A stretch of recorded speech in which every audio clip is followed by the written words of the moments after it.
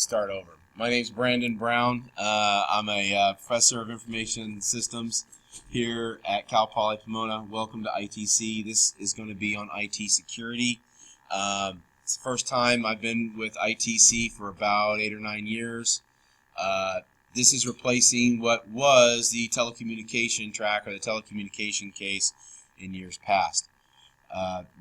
The focus for this is we're going to try to look at what the IT security case is, what it is going to, the breakdown of a scope of work. So basically you're getting a case, you're being contracted to do a security assessment. All right, and there's some rather technical components of this, and I will outline that in the material that we're going to hand out to you. In working with Danielle and the ITC student staff, I guess the way that we're going to do that is when we hand out the cases, for those of you who sign up for the IT security case, you're going to get a thumb drive with all of the files on it. So it's going to have a couple of VMs and some instruction guides on how to set this environment up on a server or a laptop. And I'll try to publish some system specifications. I was hoping to have those today, but I didn't get around to it. Some system specifications as to what you'll need to get this set up. So I'm going to kind of break down what the scope of work is, and at the very end give some tips for the presentation of this case.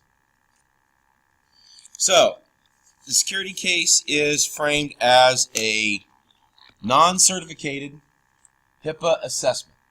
Well, what the heck does that mean? Well, basically you are being contracted by a small physical therapy and occupational speech therapy office to come in and evaluate their internal IT department. Okay, and basically they're only running a couple of servers in their environment, and you are going to do both an external and internal pen test and evaluate that system against HIPAA compliance controls. Okay, so what you are basically focused, and the problem with doing these types of cases is staying in the box, staying within your scope of work and not going outside of your box. Because a lot of times, right, in working with student groups, they want to go outside of the box. So it is going to be very important that you provide an exact copy, that I provide an exact copy of the physical environment within a virtual sandbox. And that's what you're going to be getting on these thumb drives. All right.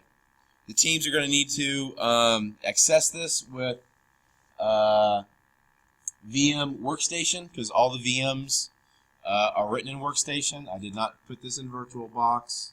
I didn't put it in Hyper-V. It's just easier for me to develop it in VMware Workstation. Now, I will also provide a converter, so if you want to convert it, it's very easy to convert Workstation to ESXi. It takes quite literally less than 5 minutes to do that. I'll provide a converter for you as well.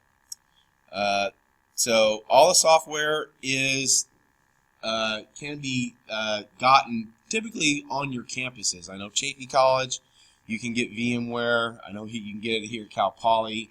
I am darn sure you can get it at San Bernardino, and I'm about 90% sure you can get it at CSUN.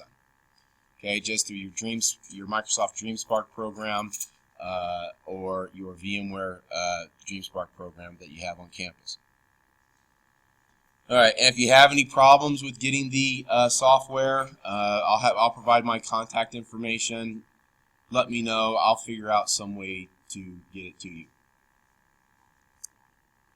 So, what's this all about? Phase 1. You're going to perform a blind external penetration test against the provided infrastructure. So, I kind of have a little bit of a diagram here how this is going to work.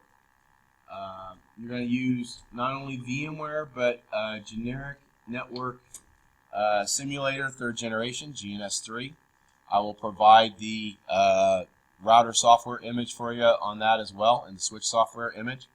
That will be pre-set up. So all you have to do is quite literally load GNS3 onto your laptop or your server, incorporate or pull this into it as a project, and open it up.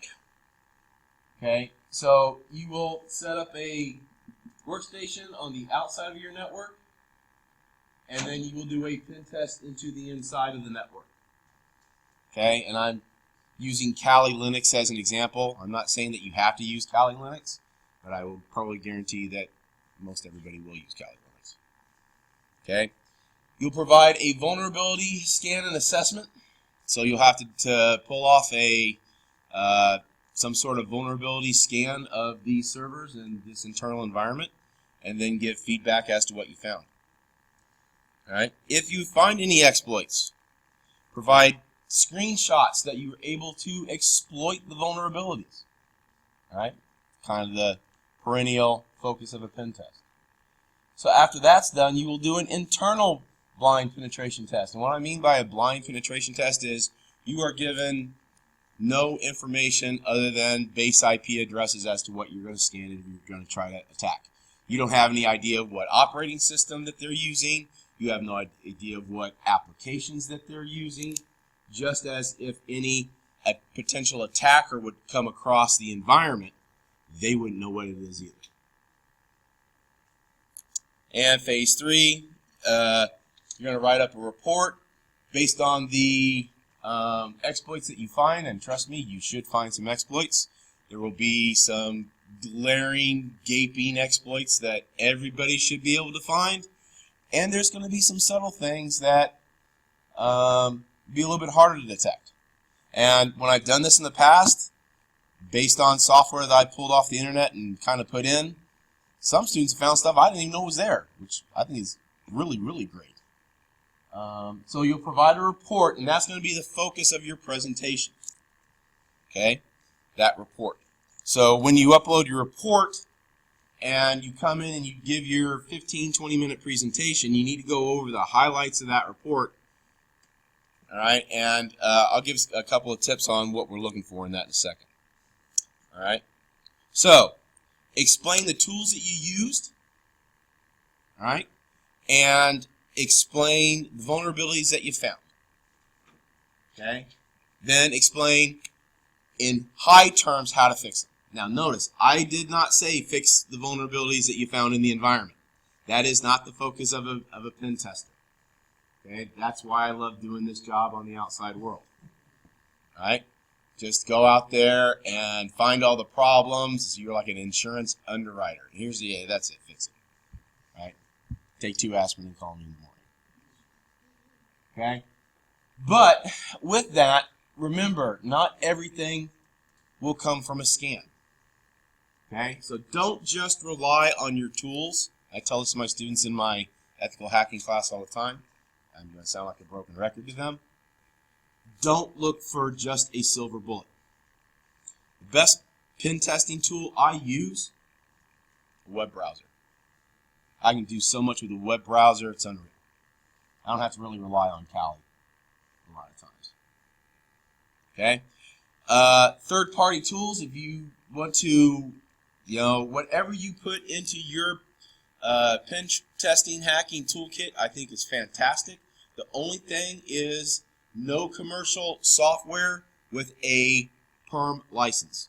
So if you are working out there in the industry and you have a copy of Retina, or if you have a copy of Core Impact, or you have a copy of some other commercial software, you cannot use it. Okay?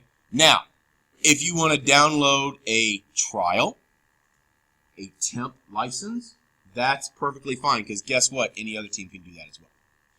Any questions on that? Cool. All right, so also be prepared. Be prepared to talk about the risks of the vulnerabilities you found. Remember, you're coming at this through the lens of a HIPAA assessment. So you have to do a little bit of research on that, like what's important to HIPAA. Okay, so you come at it from a standpoint of, well, you have all these PCI problems, or you have all these problems with this other type of compliancy, that's going to be outside the scope. Okay. Dress for success. Remember, this is a professional briefing. Okay. Now, a lot of pen testers that I've worked with, you know, they can show up in board shorts, tank tops, and flip-flops. And you know what? They have the professional creds to pull that off. You got to put in a little bit of the time, pay some dues before you can do that, folks. All right. So with that, I kind of want to go over, if I don't drag myself out too far here.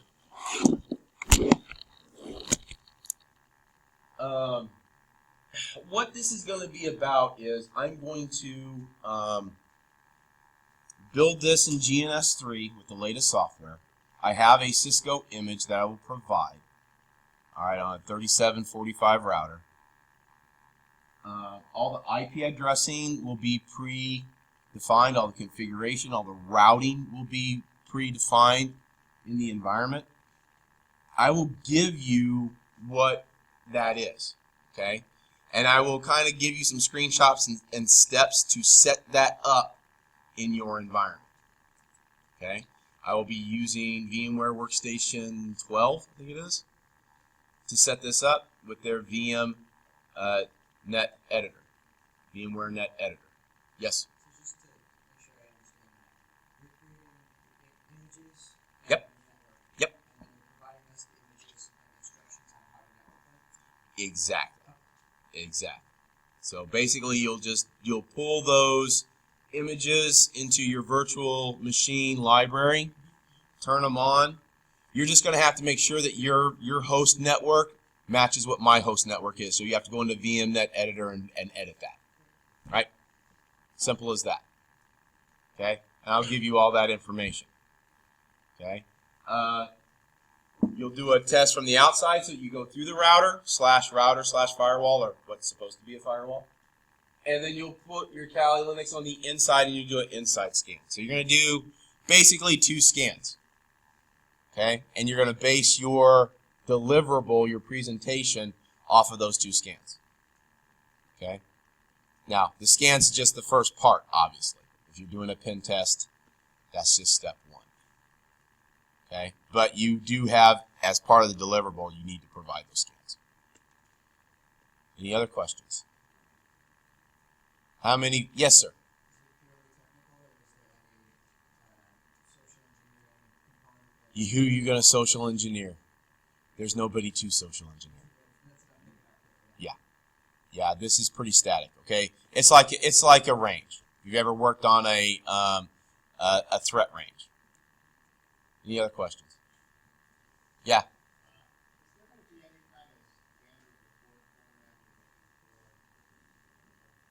I wish there was a standard report format in the industry. There's really not. I try to give it as a broad outline and let the student teams kind of develop what they will.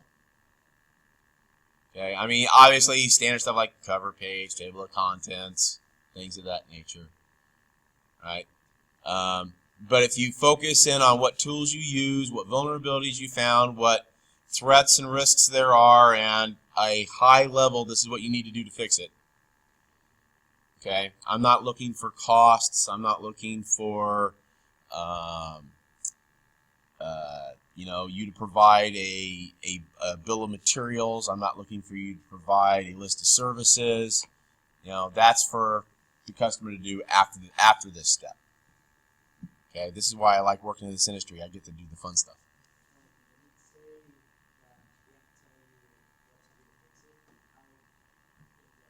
No, very high level. Like, you need to upgrade from this operating system to this operating system. There were these vulnerabilities, and these Microsoft patches will fix it. You're running this Linux kernel, and you should be running this Linux kernel. Okay, it's pretty software-based. It's not hardware-based. Good question, though. Okay, you're running this type of application. It's 5 trains back from what's in the modern era. Okay, don't have your uncles, cousins, nephews, brothers do your web development. They leave all kinds of crazy stuff in there, yeah.